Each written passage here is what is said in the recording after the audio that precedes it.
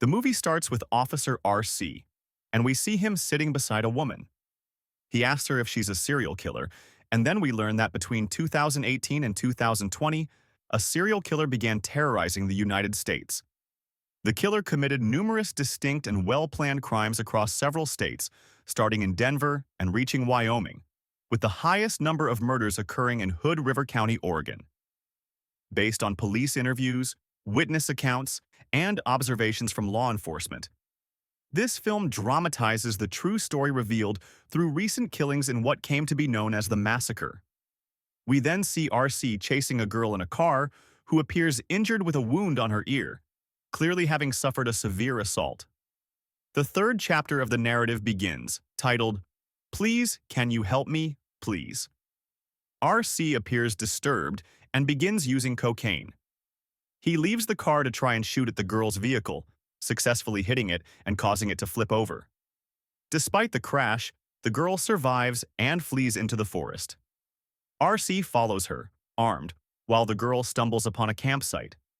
She tries to drink some water to ease her pain and removes the bandage from her ear, which had been stopping the bleeding. She applies alcohol to disinfect the wound, all while in great pain, trying to stay silent so R.C. doesn't hear her. She lights a cigarette and manages to escape before R.C. catches up with her. Running through the forest, she encounters a fence and climbs over it to reach a house in the woods. She knocks on the door, seeking help, while R.C. continues to track her down. An elderly man and his wife answer the door and help her as she collapses and loses consciousness. In Chapter 5, titled, "Come Here, Little Kitten," we see the girl hiding in a dark place, overhearing R.C. calling out to her, saying, "Come here, kitten." She tries to stay silent so he won't find her. At this point, R.C. has entered the house with his gun, searching for the girl. In the background, a radio plays a conversation about fur-covered bear-like creatures that attack humans. R.C. enters the bedroom and starts shooting at a chest, only to find it empty. He then continues searching the rest of the house. After checking the second floor, he finds the body of the elderly man drenched in blood. R.C. goes down to the garden, looking for any trace of the girl, but all he finds are pieces of meat and frozen chickens. He decides to return to the house and checks the freezer. As he's about to open it, shots are fired at him. The girl starts screaming as he opens the freezer, where he shoots her, causing her to lose consciousness. In the first chapter of the story, titled Mr. Sniffle, we see R.C. with the girl in his car parked outside the Blue Angel Hotel. They're smoking, and the girl mentions that her electronic cigarette feels different from regular ones. R.C. tells her that electronic cigarettes are better for her. After some time, he asks if she still wants him to book them a room at the hotel, to which she agrees, hoping to get closer to him. He reaches for a drink in the back seat, where it becomes clear he's hiding a rifle under the car seat. R.C. then asks for her phone number, which surprises her because she expected him to ask for her Instagram instead. He responds that he's old-fashioned and prefers phone numbers. She reassures him that she likes him because of that, and mentions she feels safe with him, even though they're alone without witnesses. She asks him if he understands the danger a girl like her might face just for wanting to enjoy herself. R.C. admits he hasn't thought about that before, to which she responds that it's because he's not in her position. She warns him not to be violent with her, as it's no joking matter to her, it's a life-or-death issue. She asks for a cigarette, and he agrees. She tells him she feels like he's a nice person, but then asks him a provocative question. Is he a serial killer? R.C. is taken aback by the question, and she asks him to look her in the eyes and answer honestly. He assures her he's not a serial killer, and then we see that they've entered the hotel where R.C. begins to assault her. He starts choking her, and instead of resisting, she asks him to choke her harder. Eventually, she tells him to stop, and he complies. We learn that she's troubled, and she had asked him to hurt her as part of their disturbing interaction. When R.C. tries to calm her down, she insists they continue, but he tells her they don't have to do this. He asks for her phone number again, and when she refuses, he asks for her social media accounts, but she claims she doesn't use social media. She starts provoking him again, and he decides to tie her up on the bed and assault her. She begs him to kill her, and when she screams, he tells her she's sick and threatens to slit her throat and watch her bleed to death. She begins to convulse and calls him Mr. Sniffle, which we learn was a safe word they had agreed upon before entering the hotel. RC releases her, apologizes, and she breaks down, crying because he had threatened to kill her. RC reminds her that she had asked him to do it. She starts laughing hysterically, thanking him for what he did, saying that she had used the safe word just so they could take a break and smoke a cigarette. When RC tries to get close to her again, she looks at him with a strange, frightening expression. In Chapter 4, titled The Mountain Dwellers, we see the elderly couple enjoying a peaceful life, sipping coffee and playing a puzzle together. It's clear they're happy, living a quiet life. The husband goes to fetch her a picture frame, and they have breakfast together, which the wife thoroughly enjoys. Afterward, they return to their puzzle, with the husband having 3 pieces ahead of her. He tries to help her, but she insists on playing fairly and winning when she deserves it. At that moment, they're startled by the girl RC has been chasing, knocking on their door and asking for help. The elderly woman suspects she's crazy, but her husband asks her to fetch the bear rifle for protection. They decide to let the girl in and try to help her. The old man asks her about her pursuer, suspecting it might be one of the creatures that attack humans. His wife tells him to speak quietly, and the girl asks what creatures he's talking about. They explain that the creatures are called Sasquatch, and they live in the woods. The old man reassures the girl that Sasquatch can't drive cars, calming her down. The old man warns that if Sasquatch were chasing her, she'd be dead by now. The girl asks if they have any weapons, and the old woman replies they only have the bear rifle. The girl suspects they have more weapons since they live in the mountains, but the old woman explains they're just 2 elderly people. The girl, in pain, is given a small dose of painkiller by the old man after his wife is convinced not to be selfish with the little medicine they have left. They realize they must call the police. When the girl sees the food, she asks the old man if she can eat, and he tells her to sit down and eat. She starts eating in a strange and rushed manner. The old man then tells her that he used to ride a scooter but lost his leg in an accident and now has a prosthetic leg. Meanwhile, his wife calls him to ask about the medicine and reminds him to call the police. The girl pleads with the man not to call the police.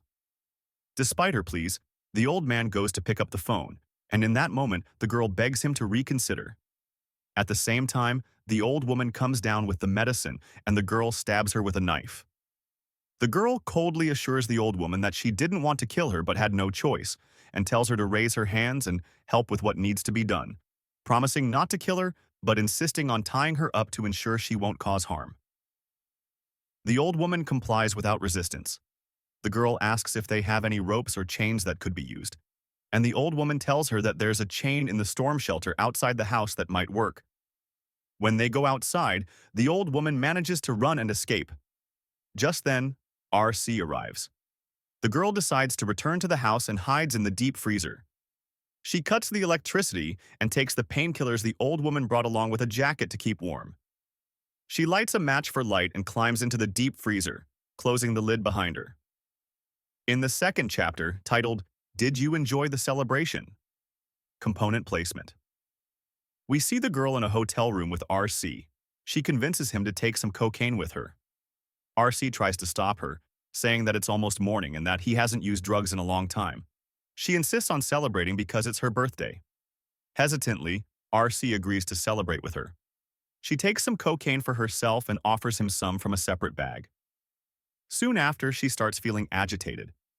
She goes into the bathroom, pulls a knife from her bag, and grabs a taser. She returns to the hotel hallway, where RC looks weak and suspicious that the cocaine might have been bad. He soon realizes that he didn't take cocaine but ketamine, a drug used in surgeries. She threatens to shock him with the taser, admitting that she didn't mean for things to get this serious and just wanted to have a good time. After about 10 minutes of torturing him, she goes back into the bathroom, rummages through RC's belongings, and disposes of his phone. She takes his money and discovers that he's a police officer. She then cleans his wounds and carves the initials SE for sadistic electric into his skin. She tells him to try to sleep, and as she's about to stab him with the knife, RC pulls out his gun and shoots her in the ear. She runs out of the hotel, then re-enters and asks the receptionist for help, begging her to lock the door. The receptionist agrees to help. At that moment, the cleaning lady asks them to open the door so she can leave. The girl warns the receptionist that if she lets her out, she could be killed. The girl then asks the receptionist for a weapon, and the receptionist gives her a stapler. The receptionist tells the cleaning lady to call the police, but the cleaning lady refuses, saying she doesn't want to get involved. The girl decides to call the police herself. At that moment, the girl stabs the cleaning lady in the neck and throws her phone away, threatening her that if she tries anything, she'll kill her. The girl demands a bandage for her ear wound and asks for the car keys and some clothes. In the 6th chapter, titled "Who is Jerry Glimmer?", зрение RC видим, как он указывает на свою винтовку на девушку, которая без сознания. He hesitates, unsure if he can bring himself to kill her. He takes a moment to think, then decides to tie her up in the freezer. He steps out to call his colleague, Pete, explaining that he's in a difficult situation and needs help, giving Pete the exact location. He then returns to the freezer where the girl has regained consciousness. She mockingly tells him that it's like a game of chess, and she asks why he hasn't killed her yet after everything she's done to him. RC realizes that the girl is, in fact, the sadistic electric she had mentioned earlier. She admits that she's willing to be imprisoned as long as she stays alive. She begins to laugh at herself, saying that spending the rest of her life in a small cage and fighting to stay alive is better than dying. She marvels at the human instinct to survive. The girl tells RC that when she used to watch true crime shows, she thought she could be like Jerry Glimmer. RC asks her who that is, and she explains that she once thought she would act like him if she were in this situation, but now realizes she just wants 3 meals a day and a place to sleep. She assures RC that she never planned any of this and starts crying while singing her favorite song. She tells RC that this song will forever remind them both of this moment. RC says that might happen, but the girl warns him not to say might. Then she sprays him with bear spray. Disoriented, RC stumbles, and the girl manages to reach him. She bites a chunk out of his neck, causing him to bleed profusely until he eventually dies. After some time, the girl gets out of the freezer, drags his body, and retrieves his gun hidden in his boot. She successfully finds the gun and hides it. When she hears the police arrive, she starts pretending that RC had been trying to assault her. The police arrive with one of RC's colleagues, a female officer. The officer is visibly sympathetic when she sees the girl in this condition. The officer tries to calm her down, assuring her that RC is dead. The officer attempts to remove the girl's restraints, but another officer intervenes, stating that they haven't determined who the real perpetrator is and that they can't take any action yet. He explains that the girl needs medical attention, which is the proper procedure. The female officer tries to argue but realizes the ambulance and investigators won't arrive for another hour. She reluctantly agrees and begins untying the girl, who continues to pretend she's hysterical. The girl knows RC had taken a dose of cut off. The scene continues with RC found with an overdose of cocaine. Pete, who is with him, notices RC's jacket, and the girl explains that RC brought her to the house because he thought it was abandoned. When the old man tried to defend himself, RC killed him. Pete notices something strange about RC's neck and realizes that the girl had been tied up and tried to defend herself in any way she could. The girl begins to show signs of a breakdown, repeatedly hitting RC's body. Pete tries to calm her down and informs her that he'll go to the car and call an ambulance so they can save her. The female officer insists that the girl needs immediate medical attention and that their duty is to ensure her survival.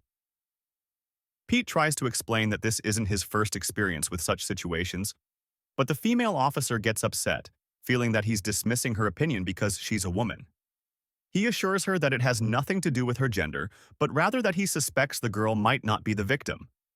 He says they need to investigate further. The girl, meanwhile, pretends to have a nervous breakdown, seizing the opportunity to manipulate the situation.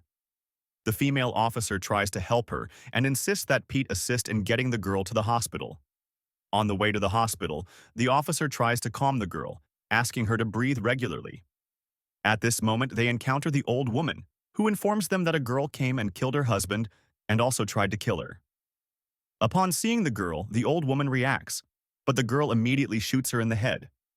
The girl then turns the gun on Pete and his colleague, threatening them and demanding they hand over their weapons. She assures the officers that she won't kill them because of what they've done for her. Pete blames his colleague for the situation they're in, saying it's her fault for insisting on taking the girl to the hospital. The girl warns that if the female officer dies, she won't die alone. She'll take Pete with her. The female officer pleads with the girl to surrender, but the girl snaps, telling her to shut up and hand over their weapons. Under threat, the officers comply. The girl then reveals that she is, in fact, the sadistic electric killer. She gives the female officer a chance to escape and orders Pete to drive the car. In the final chapter of the story, titled The Electric Lady, Pete asks the girl why she wanted them to stop at this specific location. She tells him to give her a moment to think. He then asks her directly if she is indeed the Electric Lady, to which she confirms. Pete asks if she plans to kill him, and she responds that he won't be her favorite victim. He asks why she killed all those people, and she explains that sometimes she didn't see them as humans but as demons. She looks at Pete in the mirror, showing a glimpse of fear on her face. She decides not to kill him and steps out of the car in a disheveled state. The girl lights a cigarette and walks down the road. She then encounters a car driven by a woman who stops and offers to help her. The woman, feeling sympathetic, asks the girl what happened to her and helps her into the car. Once inside, the girl becomes visibly agitated, especially when she sees her reflection in the mirror. She tries to reach for the gun, but the woman quickly shoots her and takes the gun from her. The woman calls the police, explaining that she had to shoot the girl when she tried to raise a weapon against her. She assures the authorities that she had no other choice.